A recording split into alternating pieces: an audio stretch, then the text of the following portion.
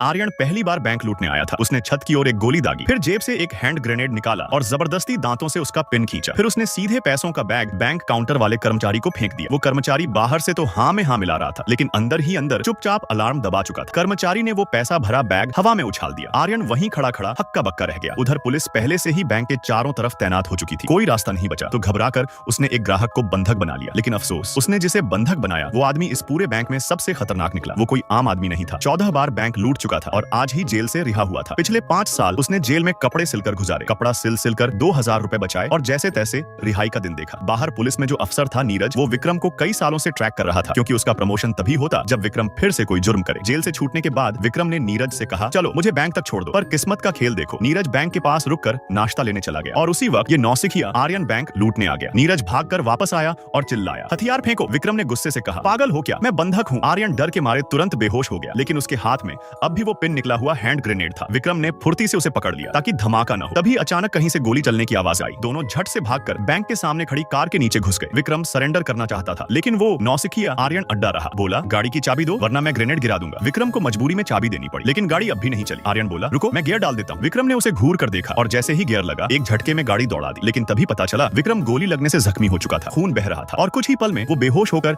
आर्यन की गोद में गिर पड़ा। गाड़ी कंट्रोल से बाहर होकर सड़क किनारे एक गहरे गड्ढे में गिर गई। यही हादसा उन्हें पुलिस की पकड़ से बचा गया। गड्ढे से जैसे तैसे आर्यन बाहर निकला। अभी ठीक से खड़ा भी नहीं हो पाया था कि विक्रम उठ खड़ा हुआ और उस पर झपट पड़ा और चिल्लाया, मैंने 5 साल जेल में काटे और अब रिहा होते ही तू मुझे फिर इस मुसीबत में खींच लाया। फिर विक्रम उसे घसीटता हुआ पुलिस स्टेशन ले गया, लेकिन वहां एक और झटका लगा। आर्यन बोला, साहब मुझे तो इसने मजबूर किया था ये सब करने के लिए। और हैरानी की बात, पुलिस ने उसकी बात पर यकीन कर लिया। विक्रम गुस्से से बौखला गया, सीधे पुलिस वाले के मुंह पर घूंसा मारा, पैसों का बैग उठाया और बिना मुड़े सीधा थाने से बाहर निकल गया।